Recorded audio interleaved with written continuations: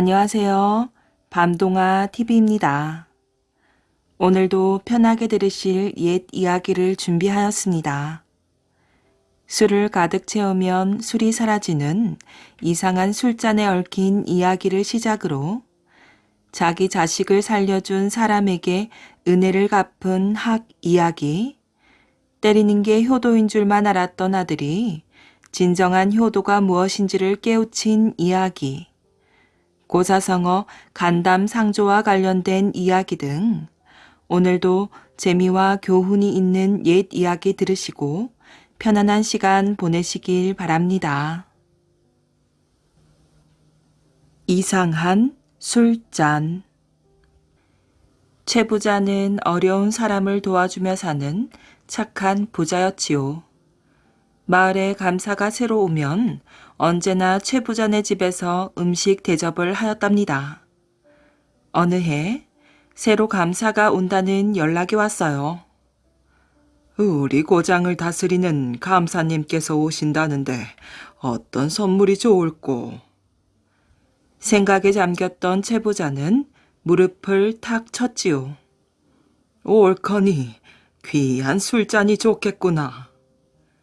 최 부자는 돈을 많이 주어 훌륭한 술잔을 주문하였어요. 이 마을에는 도자기를 잘 굽기로 유명한 가마와 도자기 기술자가 있었거든요. 얼마 후 아주 좋은 술잔을 여러 개 만들어 보냈어요. 드디어 새로 부임한 감사가 찾아왔지요. 감사님, 이 술잔은 특별히 주문한 것입니다. 이 술잔에 술을 마시면 술 맛도 좋다고 합니다. 최 부자는 술잔을 감사에게 주었어요. 하하, 최 부자께서 주문한 것이니 틀림없이 좋은 것이겠지요. 감사도 술잔을 받으며 기뻐하였어요. 최 부자는 술잔에 술이 넘칠 정도로 술을 따랐지요. 아이고, 그만하십시오. 술이 넘칩니다. 하하하, 제가 감사님을 생각하는 마음이니 많이 드십시오. 바로 그때 술잔에는 술이 한 방울도 없었지요. 아니, 이럴 수가. 술이 어디로 갔지? 최 부자와 감사는 두 눈이 휘둥그레졌어요. 어디 다시 한번 따라보시지요. 최 부자는 다시 술잔에 술을 가득 부었어요. 감사가 다시 술을 마시려고 술잔을 입에 가져갔지요. 이번에도 술은 어디론가 사라지고 없었답니다. 믿을 수가 없는 일이요. 다시 한번 따라보시오. 최 부자는 이번에도 다시 술을 넘치게 따랐지요. 감사가 다시 한번 술을 입에 가져가자 술은 또다시 사라졌어요. 술잔에 술이 가득 차기만 하면 사라지니 이 술잔에 귀신이 붙은 모양입니다. 사람들은 돌아가면서 술잔을 살펴보았어요. 다른 술잔과 다를 게 없는데 정말 이상한 일입니다. 최 부자는 당황하여 다른 술잔을 가지고 왔지요. 다른 술잔은 이상이 없었어요. 흥에 겨워 그런대로 잔치는 즐겁게 끝이 났지요. 감사가 돌아간 후 최 부자는 술잔을 다시 꺼내었어요. 정말 이상하단 말이야. 어디 한번 깨어보자꾸나. 최 부자는 술잔을 목침에 탁 깨었답니다. 아니, 이럴 수가. 내가 큰 실수를 했구나. 술잔을 깨고 보니 술잔 밑바닥에는 술이 가득 차는 것을 경계하여라 라는 글자가 쓰여 있었지요. 그 술잔은 술이 가득 차지 않으면 술이 사라지지 않지만 술이 넘치면 술이 사라지는 신기한 술잔이었어요. 아이고, 이렇게 보배로운 술잔을 깨다니. 최 부자는 서둘러 도자기 가마로 달려갔어요. 아이고, 최 부자 어른, 정말 여기까지 오셨군요. 도자기 기술자인 노인이 뛰어나오며 인사를 하였답니다. 제부자 어른께서 오시지 않기를 소원했는데. 노인은 눈물을 글썽거리며 말하였지요. 아니, 그게 무슨 말입니까? 제가 올 줄 아셨단 말입니까? 제부자는 두 눈을 크게 떴답니다. 그 소중한 보물이 깨져서 오신 거지요. 정말 아까운 물건인데.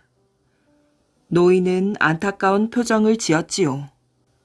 아니, 그것을 어찌 아셨습니까? 그리고 다시 만들면 될 것을 뭘 그렇게 걱정하십니까? 이제 이 세상에서 그런 보물 술잔을 만들 사람은 하나도 없습니다. 노인은 여전히 시무룩한 표정을 지었지요. 노인이 그 술잔을 만들지 못하다니요.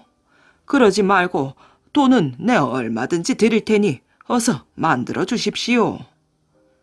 최부자 어른, 거기에는 사연이 있습니다. 노인은 그동안 있었던 이야기를 들려주었어요. 노인은 자신의 도자기 기술을 누군가에게 전해주기 위해 오랫동안 제자를 찾고 있었지요. 그러나 재주가 뛰어난 제자를 찾기는 어려웠답니다. 드디어 기다리던 제자를 만났지요. 제자는 부모를 일찍 잃은 가난한 집 아들이었어요. 원래 기술은 처음부터 가르치는 것이 아니었지요. 우선 사람됨을 만들고 나서 도자기 기술을 가르쳐야 했어요. 그러나 나이가 많았던 노인은 시간이 흐를수록 초조해졌지요. 할 수 없지. 내가 언제 죽을지도 모르는 일이니 얼른 기술을 가르쳐야겠구나. 눈썰미가 있고 부지런했던 제자는 금방 기술을 익혔답니다. 노인은 그런 제자를 보며 흐뭇했어요. 바로 그때부터 문제가 생겼지요. 제자는 기술이 늘자 돈벌이가 잘 된다는 것을 알게 되었어요. 제자는 돈이 생기자 술집에 가서 술을 먹고 나쁜 친구들과 어울려 다니며 돈을 쓰기 시작하였지요. 내가 실수를 했구나. 인격이 안 된 제자에게 돈을 먼저 알게 하다니. 그러면 안 되는 것을. 노인은 후회를 했지만 소용없는 일이었지요. 눈이 오는 어느 날 참다 못한 노인은 술집을 찾아가 술을 마시고 있는 제자 앞에서 무릎을 꿇고 빌었답니다. 얘야, 너의 기술은 아직 멀었단다.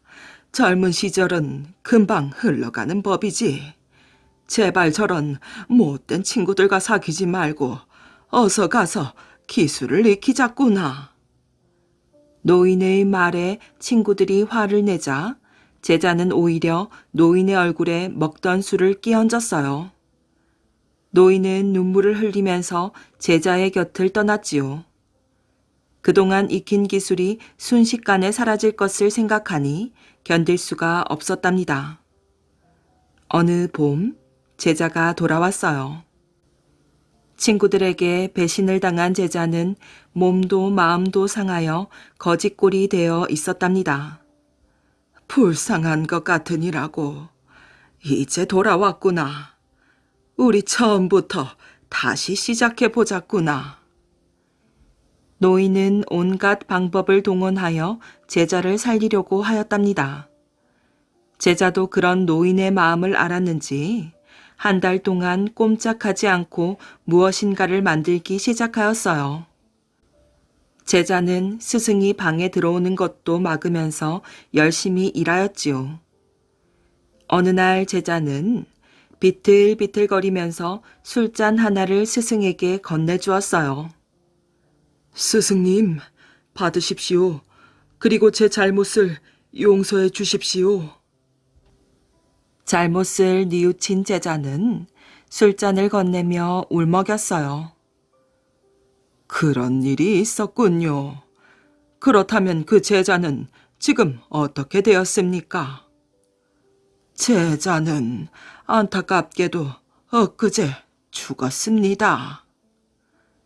최 부자는 안타까운 마음에 어찌할 바를 몰랐답니다. 제자가 세상을 떠나면서 이런 말을 하였지요.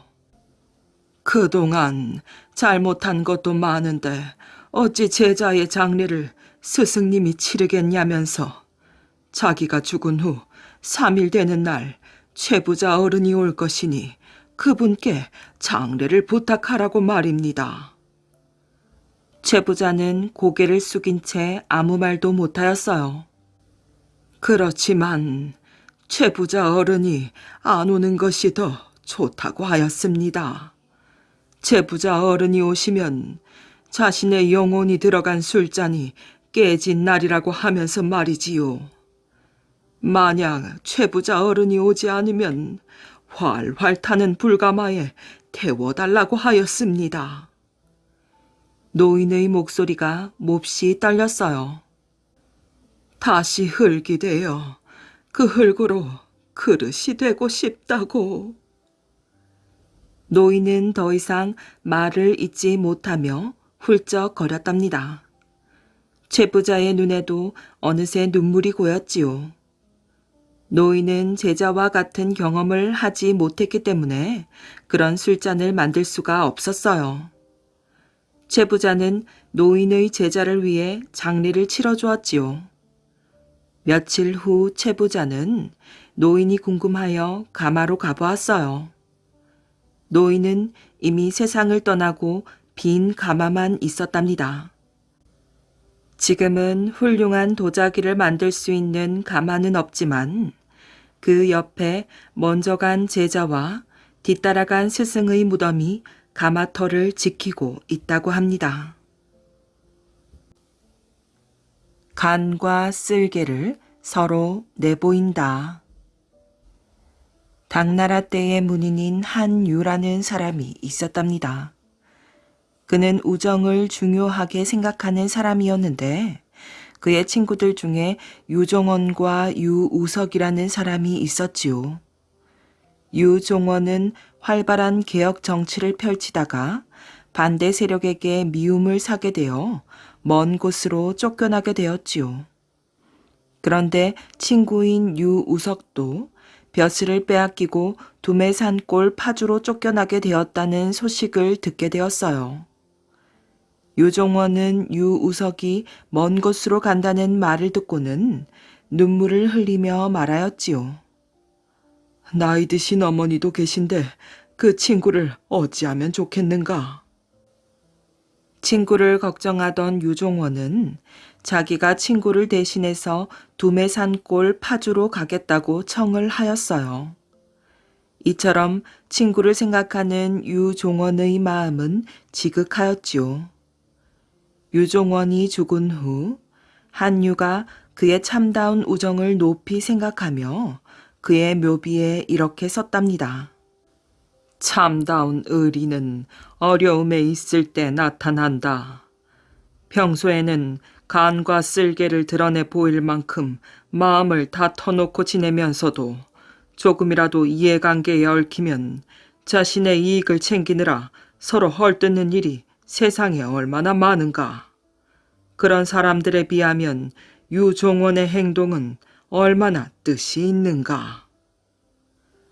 간과 쓸개를 서로 내보인다는 뜻의 고사성어 간담상조는 속을 다 내보이면서 터놓고 지낸다는 의미로 쓰이는 말이랍니다. 은혜 갚은 학. 옛날 항마을이라는 곳에 효자로 소문난 학성이라는 소년이 살고 있었지요. 학성의 집은 매우 가난하였는데 매일매일 끼니도 때우기 힘들었어요. 게다가 그런 학성에게는 연로하신 어머니가 계셨지요. 학성은 매일 아침 산으로 들어가 나무를 베어 숯을 만든 다음 그걸 시장에 팔아 그 돈으로 양식을 사서 하루하루를 힘겹게 살아갔답니다. 그러던 어느 해 겨울이었어요. 학성의 연로하신 어머니가 마침내 병환으로 쓰러지신 것이지요. 학성은 용하다는 의원을 찾아다니며 없는 돈을 모아 좋은 약을 사다 드렸지만 어머니의 건강은 하루가 다르게 야위어만 갔답니다. 하루는 어머니가 학성에게 말씀하셨어요. 얘야, 배가 몹시 허전하고 온몸이 욱신거리는 게 아무래도 오래 살지 못할 것 같구나. 어머니, 그게 무슨 말씀이십니까? 어머니가 안 계시면 저 혼자 어찌 살 수 있다는 말씀이세요? 학성은 눈물을 글썽이며 말하였어요. 어머니는 그런 학성의 머리를 가만히 쓰다듬어 주시며 기운 없는 목소리로 말하였어요. 얘야, 오늘은 이상하게도 고기가 먹고 싶구나. 고기를요? 그래. 학성은 눈물을 닦으며 고개를 끄덕였어요. 알았어요, 어머니. 오늘은 나가서 꼭 고기를 구해오겠습니다. 학성은 그 길로 집을 나와 산으로 올라갔어요. 하지만 한 번도 사냥을 해본 적이 없는 학성으로서는 아무리 애를 써도 토끼는커녕 새 한 마리도 잡을 수가 없었지요. 그렇다고 시장에 나가 고기를 사자니 가지고 있는 돈이 하나도 없었답니다. 그러는 사이에 태양은 점점 기울어 마침내 어둠이 몰려왔어요. 날이 어두워지고 날씨가 차가워지자 학성은 하는 수 없이 힘없이 집으로 돌아왔지요. 방 안에 누워있던 어머니가 학성이 돌아오는 소리를 듣자 물었답니다. 얘야, 고기는 구했느냐? 학성은 자신의 빈 손을 보며 잠시 망설였어요. 하지만 이내 밝은 목소리로 대답하였지요. 예, 어머니. 고기를 구해왔으니 조금만 기다리시면 맛있는 죽을 끓여드릴게요. 학성은 부엌으로 들어가 다리를 걷어붙이고 망설임 없이 허벅지 살을 한 줌 베어내었어요. 상처가 난 허벅지에서 피가 콸콸 쏟아졌지요. 그것을 본 학성은 정신이 어지럽고 혼미해져 금방이라도 기절할 것만 같았답니다. 하지만 학성은 간신히 정신을 차린 후 끊어질 듯이 아픈 다리를 헝겊으로 동여매었어요. 학성은 자신의 허벅지 살로 끓인 죽을 가지고 어머니가 누워있는 방으로 들어갔지요. 어머니는 숟가락 잡을 힘도 없었기 때문에 학성은 어머니의 입에 죽을 떠 넣어드렸답니다. 죽을 한 입 받아먹고 난 어머니가 말하였어요. 참 맛이 있구나. 너도 어서 먹으렴. 어머니가 이렇게 기뻐하시자 학성은 욱신거리는 허벅지의 상처가 조금도 아프지 않았답니다. 학성이 밝은 얼굴로 말하였어요.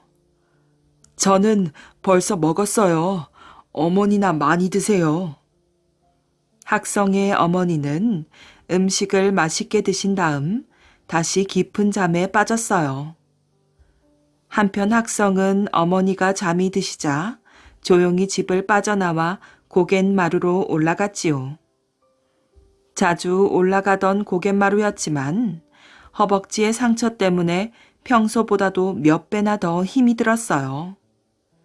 학성은 한숨을 쉬며 혼잣말로 말하였지요. 이렇게 다리가 아프니 내일부턴 나무하는 것도 어렵겠구나. 마음이 답답할 때마다 항상 올라왔던 고갯마루는 오늘따라 유난히 추웠답니다. 그러더니 잠시 후 하늘에서 하얀 눈발이 조금씩 날리기 시작하였어요. 그때였지요. 고갯마루에 서 있는 커다란 소나무 위에서 다급하게 날아오르는 새의 날갯짓과 고슬프게 울어대는 새들의 울음소리가 들려왔어요. 학성이 쳐다보니 큰 구렁이 한 마리가 새끼학이 있는 곳으로 기어가고 있었답니다. 저놈의 구렁이가? 새끼학들은 어쩔 줄 몰라 하며 놀라서 날개만 파닥거리고 있었지요. 학성이는 얼른 근처에 있는 나무 막대기를 들고 소나무로 뛰어갔어요. 그리고는 힘껏 구렁이를 내리쳤답니다. 막대기에 맞은 구렁이가 몸을 비틀며 괴로워하다가 마침내 슬금슬금 나무 위에서 내려와 어디론가 사라져버렸어요. 도망가는 구렁이를 보며 내심 안도하고 있던 학성이는 갑자기 무언가 떨어지는 소리에 놀라 고개를 휙 돌렸답니다. 그것은 가엾게도 놀란 새끼 학 한 마리가 나무 밑에서 떨어지는 소리였지요. 학성이는 급히 달려가서 새끼 학을 품 안에 안았답니다. 하지만 새끼 학은 날개를 파들파들 떨더니 이내 잠잠해졌지요. 학성은 죽은 새끼 학을 안타깝게 바라보고만 있었답니다.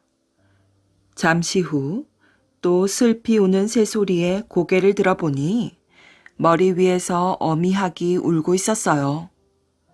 학성은 죽은 새끼 학을 바닥에 조심스럽게 내려놓았지요.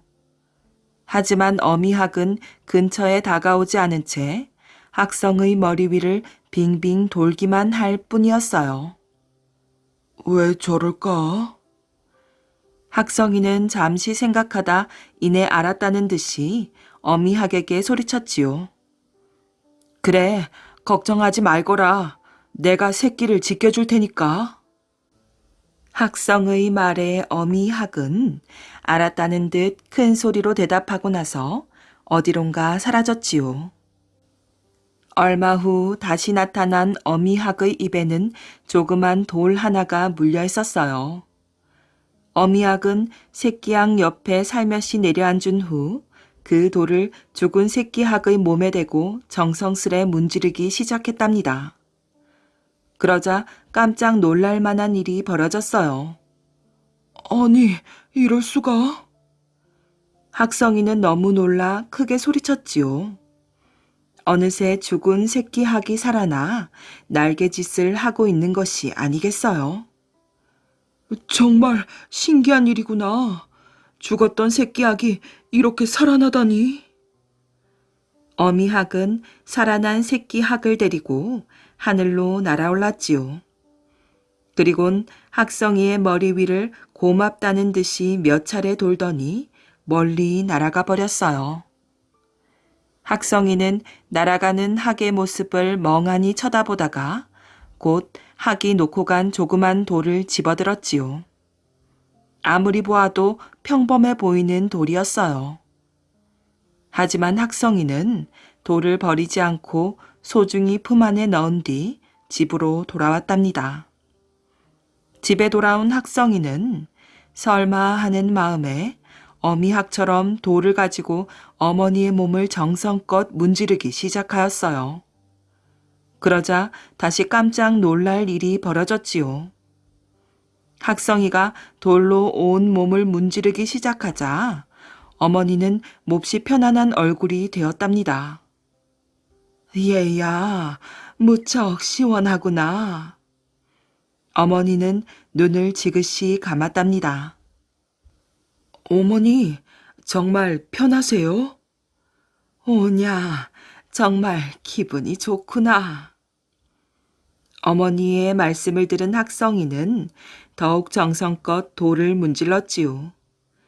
그러자 어느새 학성이의 어머니는 깊은 잠에 빠져들었어요.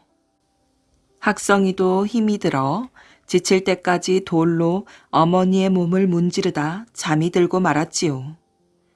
다음날 아침, 눈을 뜬 학성이가 옆에서 주무시고 있던 어머니의 모습이 보이지 않자 크게 놀라 밖으로 뛰쳐나갔어요.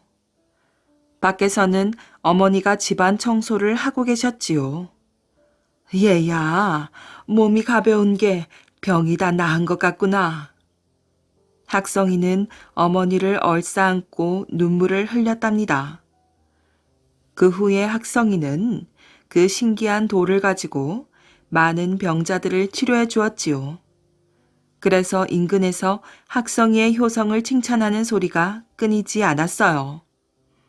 박문수는 비록 탐관 오리들에게는 무서운 암행어사였지만 착한 일을 하는 사람에게는 어버이처럼 인자한 분이었지요. 그런 어사 박문수가 학성이의 이야기를 듣고 가만히 있을 리가 없었답니다. 박문수는 하던 일을 멈추고 당장 항마을로 달려가 학성이를 만나 그간 있었던 이야기를 모두 전해들었지요. 학성이의 말을 들은 어사 박문수는 크게 감동하여 임금님께 상소문을 올려 학성이에게 효자상을 내리게 하였어요. 그 소식을 전해들은 많은 사람들은 모두 학성이의 지극한 효심에 감탄하였다고 한답니다. 망신당한 불여우. 어떤 고장에 아들, 딸을 많이 거느린 염소가 살고 있었어요. 염소는 어느덧 나이가 들어 환갑을 맞게 되었지요. 염소네 아들, 딸들은 힘을 모아 아비 염소네 환갑 잔치상을 차려놓고 동네 짐승들을 모두 불렀답니다. 환갑날이 돌아오자 동네 짐승들이 염소네 집으로 모여들었지요. 염소의 아들들은 손님들을 맞이하느라 바쁘게 돌아다녔어요. 찾아오는 순서대로 자리를 정했더니 늙은이와 젊은이가 한 자리에 앉게 되어 자리가 어지러웠지요. 찬물도 위아래가 있는데 이렇게 마구 앉아서야 되겠소이까? 이렇게 불평하는 짐승들이 많았어요. 그래서 이번에는 나이 순서대로 자리를 정해주었지요. 이때 초대하지도 않은 불여우 한 마리가 냉큼 일어나서 맨 윗자리에 앉으려고 하였어요. 예끼 고얀 놈, 그게 어떤 자리라고 네가 앉는단 말이냐?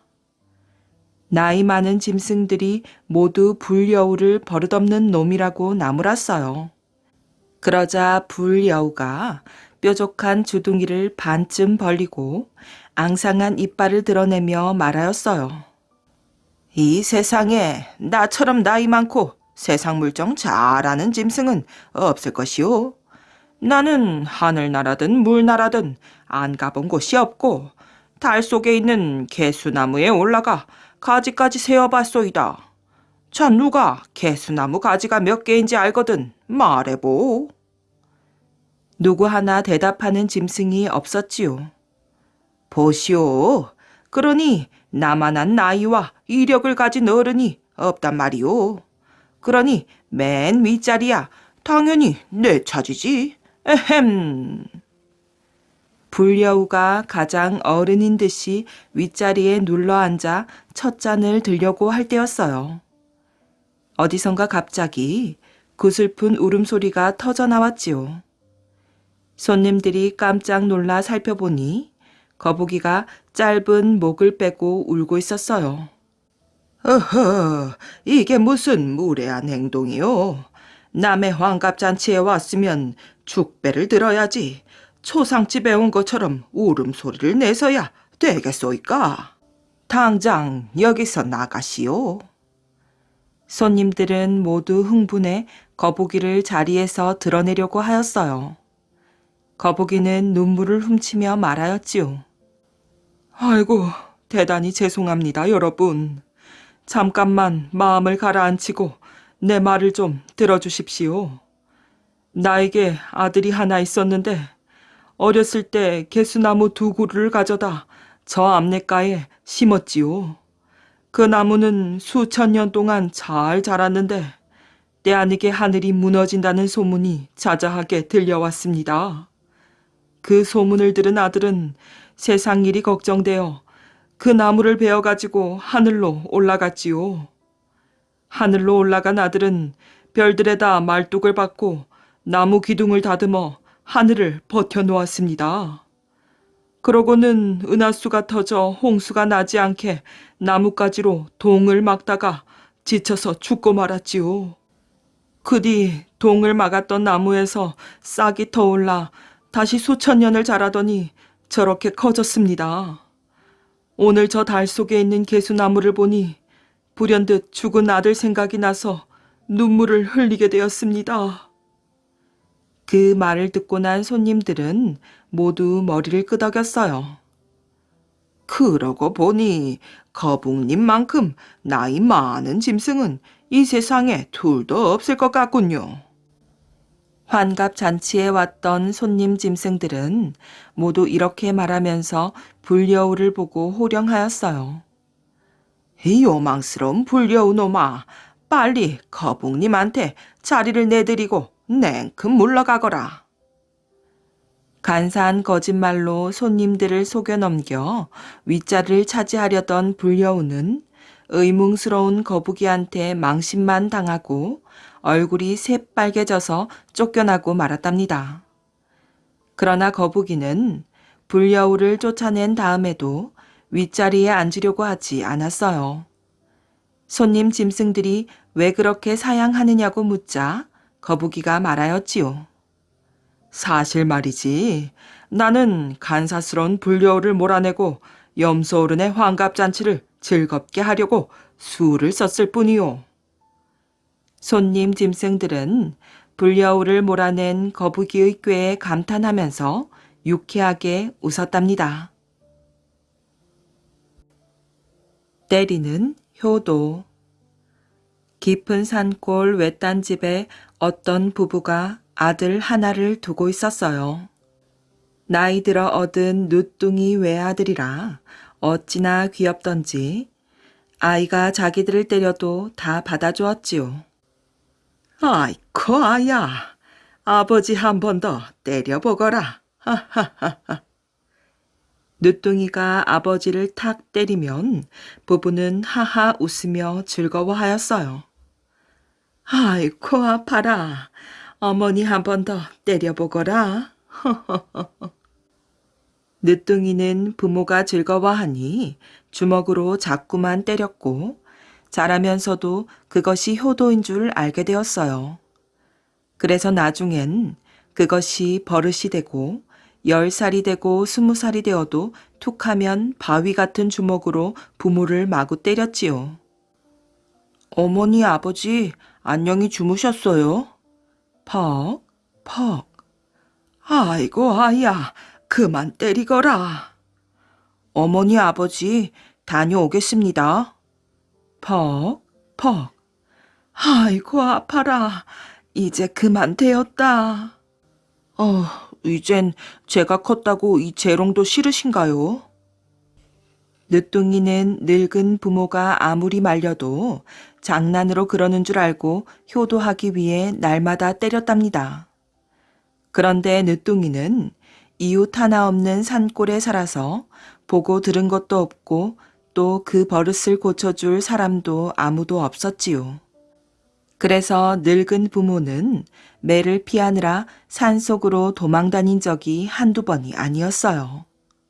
아이고 이러다가 자식한테 맞아 죽겠네. 늙은 부모는 그제야 어릴 때 응석을 다 받아준 것이 후회스러웠지만 이제는 돌이킬 수가 없었답니다. 그러던 어느 날 저녁 팔도 구경을 다니던 한 노인이 지나다가 날이 저물어 이 집에 머물게 되었지요.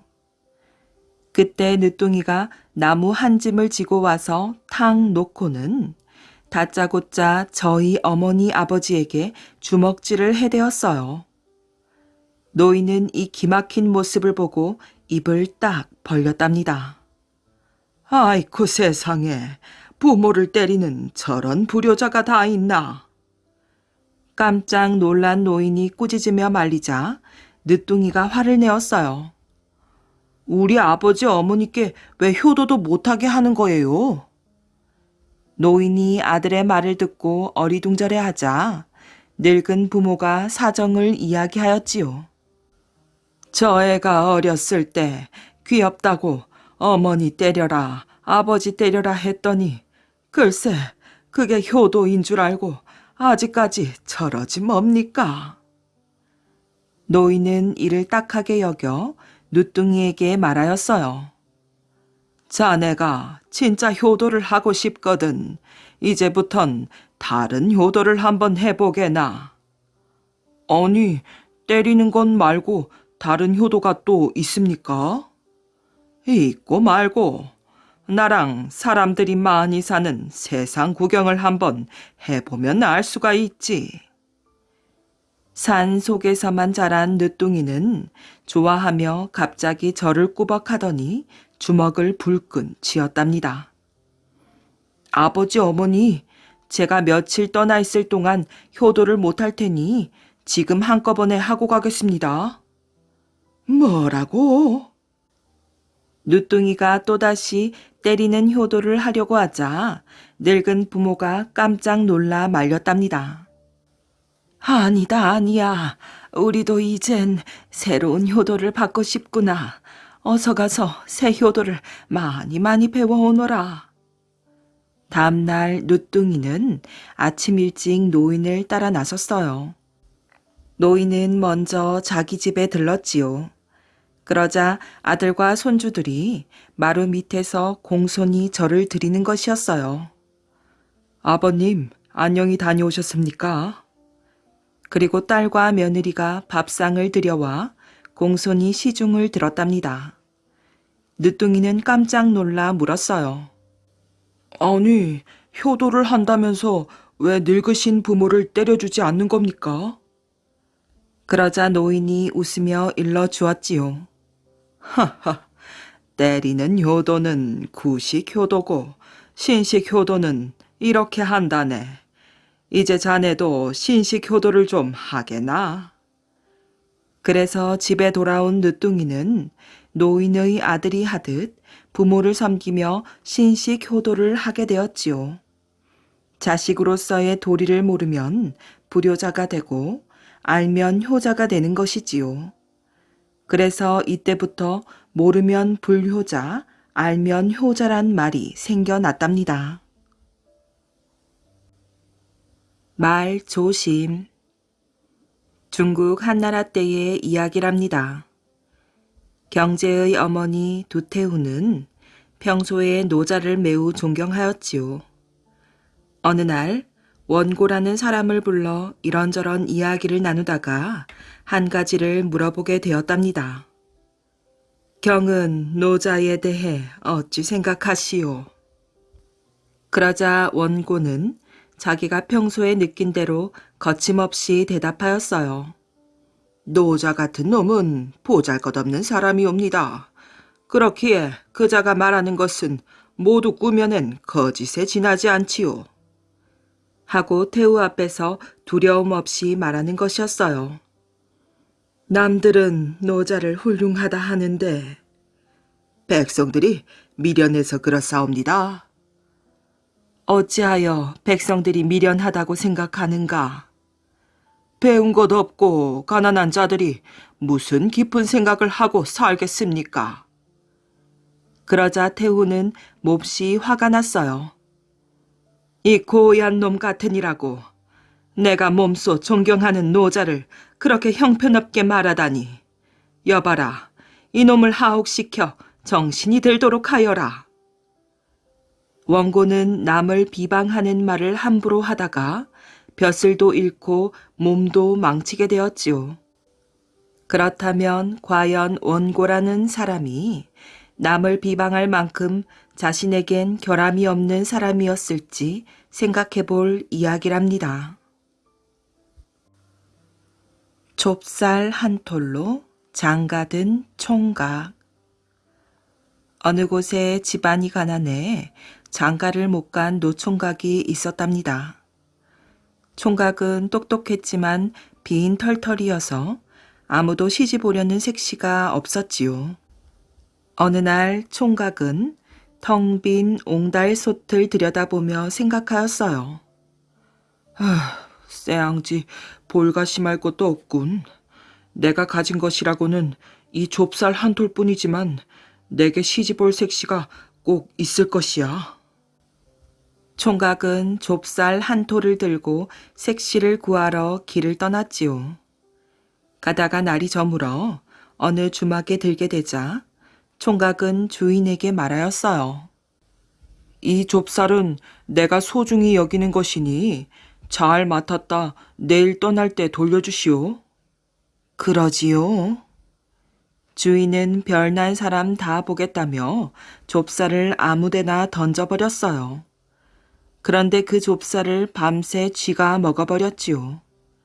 다음날 아침, 총각은 주인을 불렀어요. 어제 맡긴 내 좁쌀을 주시오. 아이고, 그게 간밤에 쥐가 먹어버렸나 보. 뭐요? 그게 어떤 좁쌀인데 쥐가 먹게 놔뒀단 말이오? 총각은 펄쩍 뛰었지요. 그 대신 다른 좁쌀을 드리리다. 글쎄, 그 좁쌀이 아니면 안 돼요. 아니, 쥐가 먹은 걸 난들 어쩌겠소. 그럼 그 쥐라도 내놓으시오. 주인은 할 수 없이 아무 쥐나 한 마리 잡아주었지요.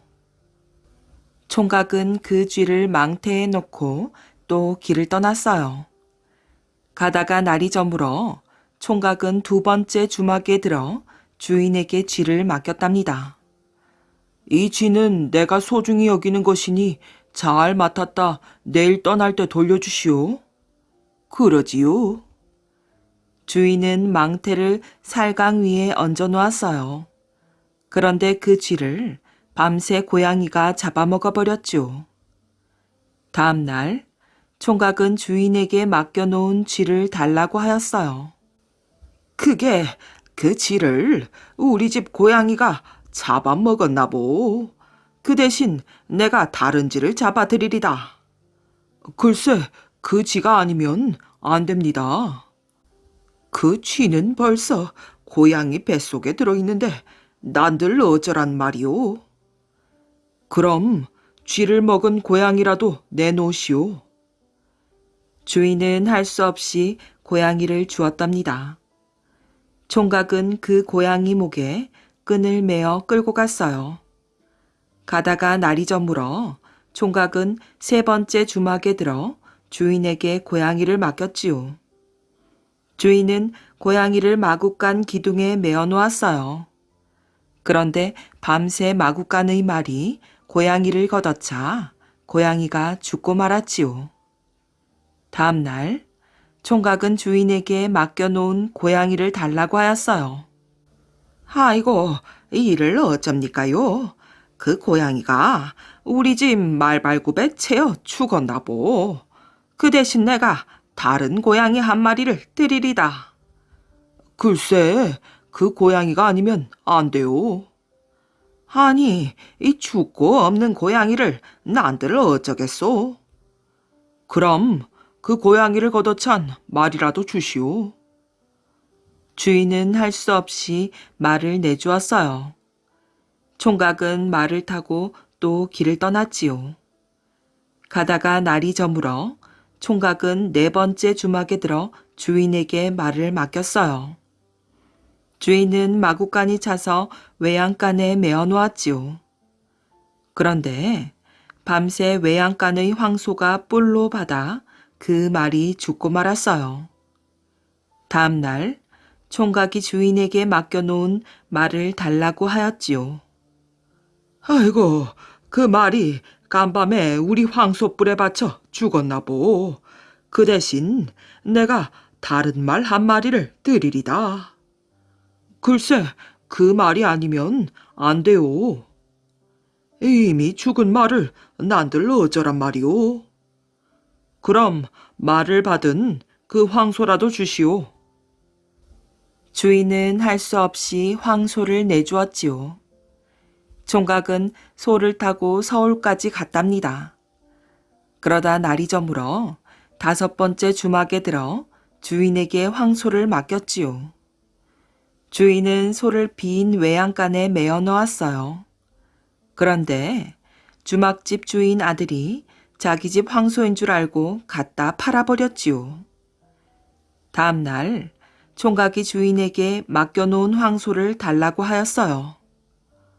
저희 아들놈이 저희 소인 줄 알고 그만 간밤에 어느 정승댁에 팔았나 보. 그 대신 내가 다른 황소를 사드리리다.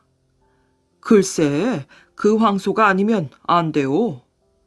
아니, 이미 팔아버린 황소를 난들 어쩌겠소. 그럼 그 정승이라도 불러주시오. 주막집 주인은 정승댁에 가서 사정을 이야기하였지요. 허허, 별난 총각도 다 있구나. 그 총각을 한번 내게 데려와 보게나. 총각은 정승댁에 불려갔어요. 총각은 정승 앞에 가서 거침없이 말하였지요. 제 소를 돌려주십시오. 아니, 잡아먹은 소를 어떻게 내놓겠나? 그럼 그 소를 잡아먹은 사람이라도 주십시오. 정승은 시골 총각의 용기와 기계가 보통이 아니라고 생각하였어요. 그 소는 우리 딸이 먹었으니 내 딸을 주어야겠구먼. 그래서 정승은 총각을 사위로 삼고 글 선생을 두어 글을 가르쳤어요. 좁쌀 한 톨밖에 가진 게 없던 총각은 나중에 과거의 급제까지 하게 되어 달곰달곰 잘 살았답니다. 억억 다리와 말리굴. 우리나라가 다른 나라의 침략을 받았을 땐 많은 백성들이 힘을 모아 이를 막았지요. 이처럼 나라를 위해 스스로 일어난 군사를 의병이라고 한답니다. 의병들은 훈련을 제대로 받지 못했기 때문에 겉으로 보기에는 엉성하였어요. 저게 군사라고? 이렇게 얕보고 달려들던 침략자들은 따끔한 맛을 보아야 했지요. 그들은 나라를 구하겠다는 마음으로 똘똘 뭉쳐 있었기에 큰 힘을 낸 것입니다. 또 지리에 밝은 것도 적과 맞붙어 싸우는데 큰 도움이 되었지요. 우리나라 지리의 깜깜한 외적을 혼자서 말 몇 마디로 물리친 재미있고 통쾌한 이야기가 있답니다. 북쪽 오랑캐가 쳐들어왔던 병자호란 때였습니다. 우리 관군과 의병이 오랑캐에게 쫓겼지요. 그 뒤를 오랑캐들이 추격하고 있었어요. 산 모퉁이를 돌자 쫓겨가던 관군과 의병들이 감쪽같이 사라지고 보이지 않았어요. 맨 앞에 말을 탄 오랑캐 장군이 사방을 둘러보았지요. 저쪽 밭에서 한 농부가 소를 몰며 밭갈이를 하고 있었어요. 오랑캐 장군이 농부의 목에 칼을 들이대며 물었지요. 바른 대로 말하라. 조선 군사들이 어디로 달아났지? 저리요. 농부가 손을 들어 고개 너머를 가리켰어요. 저리 어디로 가느냐? 거기가 참으로 멉니다. 까마득해서 원. 한마디로 설명하기 어렵습니다. 얼마나 멀다고? 우리 땅만큼 넓어. 거기는 안 가봐서 모르나. 당신들이 갔다가는 자취도 없이 사라질 정도로 넓습니다. 그래도 말해보거라. 저기 언덕을 넘으면 억억 다리가 나옵니다. 뭐라? 억억 다리? 예, 억억리나 되는 다리지요. 억억리라고? 오랑캐 장군의 입이 딱 벌어졌어요. 그뿐이 아니지요. 거기서 또 백리를 지나서 말리구를 넘어갔습니다. 듣고 있던 오랑캐들은 머릿속으로 얼마나 뭔가를 그려보았어요. 무식한 오랑캐들은 그 숫자를 헤아리기가 벅찼지요. 그런데 또 백리라니. 그것은 군사들이 하루를 꼬박 걸어야 하는 거리였답니다. 말리굴이라면 군사가 얼마나 진을 치고 숨어 있을까요?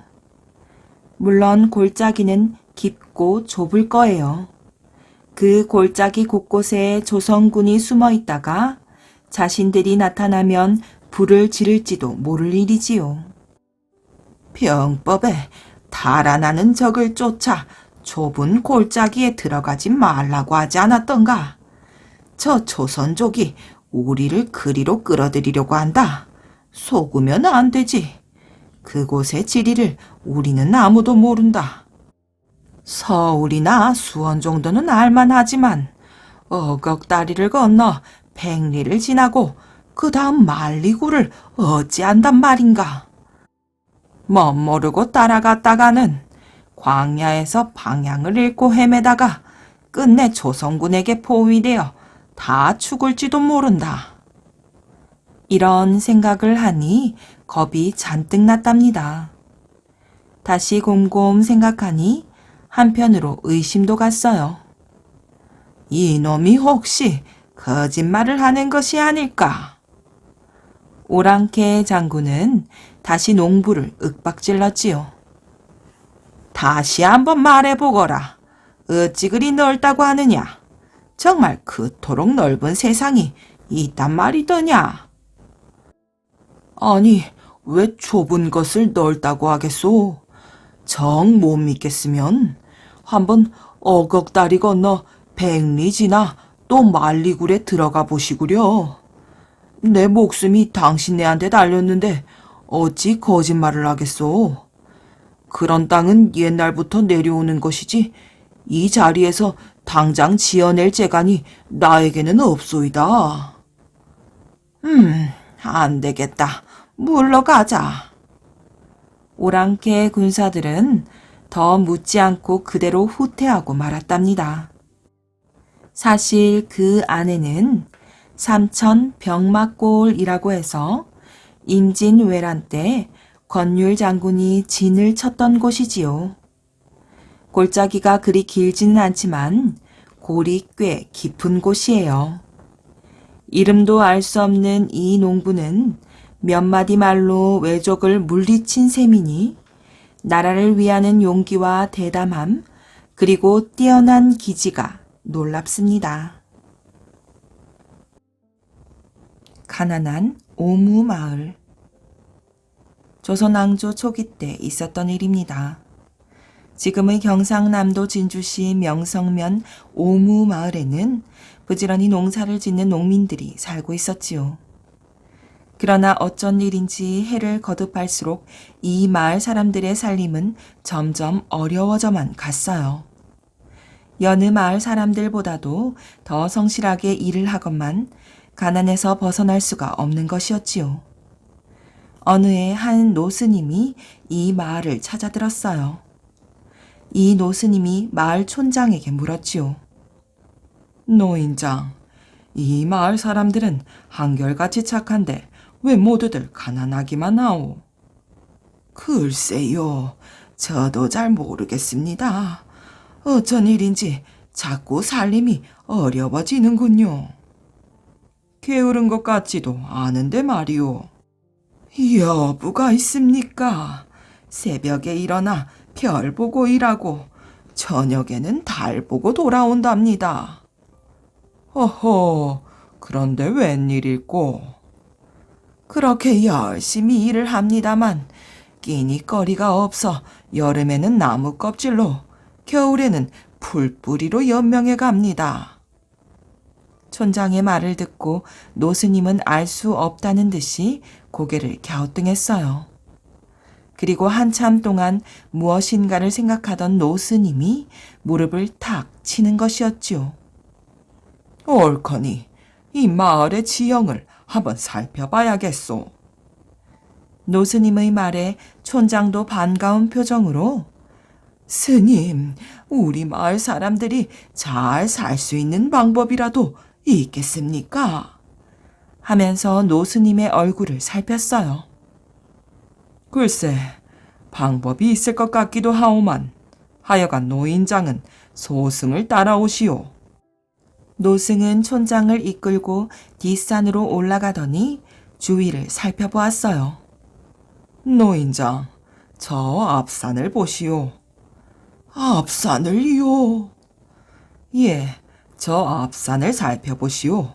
마치 자라가 강줄기를 따라 기어가는 것 같지 않소? 정말 그렇군요. 그러면 저 앞산 때문입니까? 소승도 아직은 잘 모르겠지만 저 앞산에 곡절이 있을 듯하오. 우리 저 산으로 한번 가봅시다. 노스님과 촌장이 함께 앞산으로 건너가니 이상하게 생긴 바위 하나가 눈에 띄었어요. 노인장, 저 바위를 자세히 보시오. 바위의 생김새가 무엇을 닮았소? 허허, 정승맞게도 바위가 꼭 자라 모양으로 입을 벌리고 있군요. 아무래도 저 바위 탓같소. 저 바위가 어디를 내려다보고 있소? 촌장의 말에 노스님은 무엇을 깨달았는지 고개를 끄덕이며 손을 들어 다시 바위를 가리켰지요. 노인장, 이제야 의문이 풀렸소. 저 못된 자라바위는 노인장 마을의 양식을 먹고는 알을 낳을 때는 저 건넌 마을을 향해 낳고 있는 영상이요. 그러니 노인장의 마을은 점점 가난해지고 저 건넌 마을은 점점 잘 살게 되는 것이오. 스님, 그럼 어찌하면 좋겠습니까? 저 자라바위의 목을 부수시오. 그러나 그 큰 바위를 부술 만한 사람이 도무지 없었지요. 그래서 촌장은 마을 사람들을 모두 불러 모아 노스님이 한 말을 들려준 후에 이 세상에는 바위의 목을 부술 만큼 힘센 장사가 없으니 옥황상제님께 비는 수밖에 없소.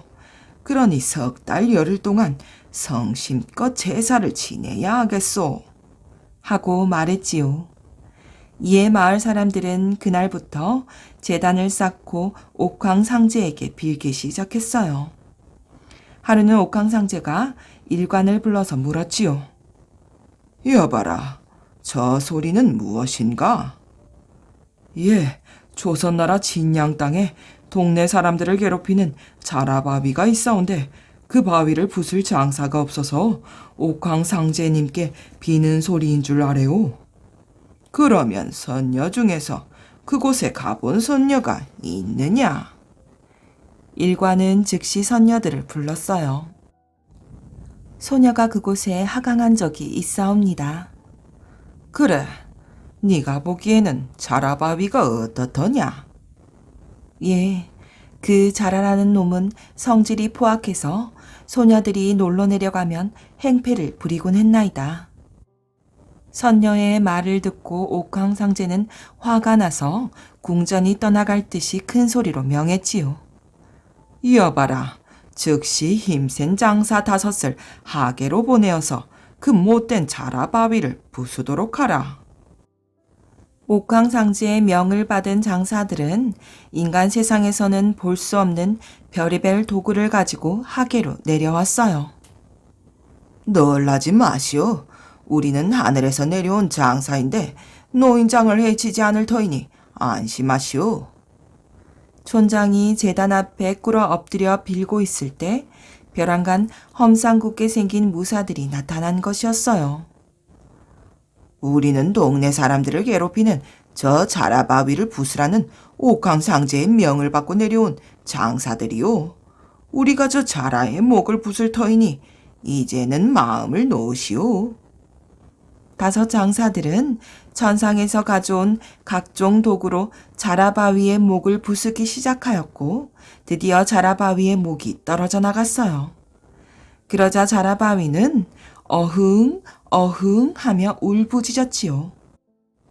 마을 사람들에게 괴로움을 주던 자라바위를 부순 5 장사들은 다시 천계로 올라갔으며 그 후부터 이 오무마을은 살림이 윤택해졌고 평화롭게 잘 살았답니다.